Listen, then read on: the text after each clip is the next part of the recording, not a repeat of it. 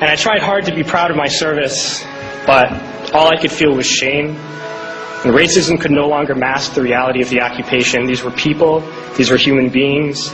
I've since been plagued by guilt anytime I see an elderly man, like the one who couldn't walk, who we rolled onto a stretcher and told the Iraqi police to take him away. I feel guilt anytime I see a mother with her children, like the one who cried hysterically and screamed that we are worse than Saddam as we forced her from her home.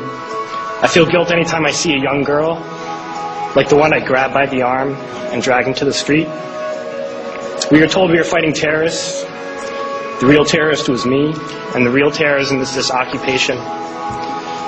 Racism within the military has long been an important tool to justify the destruction and occupation of another country. It has long been used to justify the killing, subjugation, and torture of another people. Racism is a vital weapon employed by this government. It is a more important weapon than a rifle, a tank, a bomber, or a battleship. It is more destructive than an artillery shell, or a bunker buster, or a Tomahawk missile. While all those weapons are created and owned by this government, they are harmless without people willing to use them. Those who send us to war do not have to pull a trigger or lob a mortar round. They do not have to fight the war, they merely have to sell the war. They need a public who is willing to send their soldiers into harm's way. They need soldiers who are willing to kill and be killed without question. They can spend millions on a single bomb, but that bomb only becomes a weapon when the ranks in the military are willing to follow orders to use it. They can send every last soldier anywhere on earth, but there will only be a war if soldiers are willing to fight. And the ruling class, the billionaires who profit from human suffering, care only about expanding their wealth, controlling the world economy.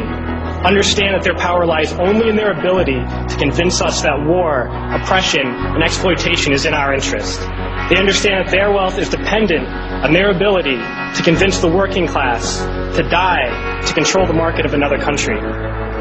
And convincing us to kill and die is based on their ability to make us think that we are somehow superior. Soldiers, sailors, Marines, airmen have nothing to gain from this occupation. The vast majority of people living in the U.S. have nothing to gain from this occupation. In fact, not only do we have nothing to gain, but we suffer more because of it. We lose limbs, endure trauma, and give our lives. Our families have to watch flag-draped coffins lowered into the earth. Millions in this country without health care, jobs, or access to education must watch this government squander over $450 million a day on this occupation.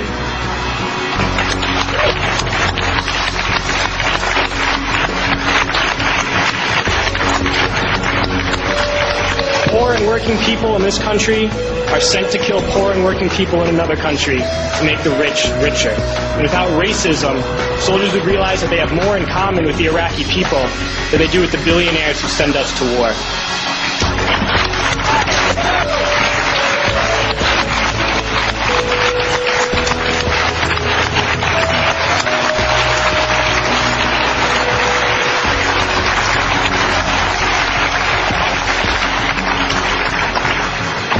I threw families onto the street in Iraq, only to come home and find families thrown onto the street in this country, in this tragic and unnecessary foreclosure crisis. We need to wake up and realize that our real enemies are not in some distant land. They're not people whose names we don't know and cultures we don't understand. The enemy is people we know very well and people we can identify. The enemy is a system that wages war when it's profitable. The enemy is the CEOs who lay us off from our jobs when it's profitable. It's the insurance companies who deny us health care when it's profitable. It's the banks who take away our homes when it's profitable. Our enemy is not 5,000 miles away. They are right here at home. If we organize and fight with our sisters and brothers, we can stop this war, we can stop this government, and we can create a better world.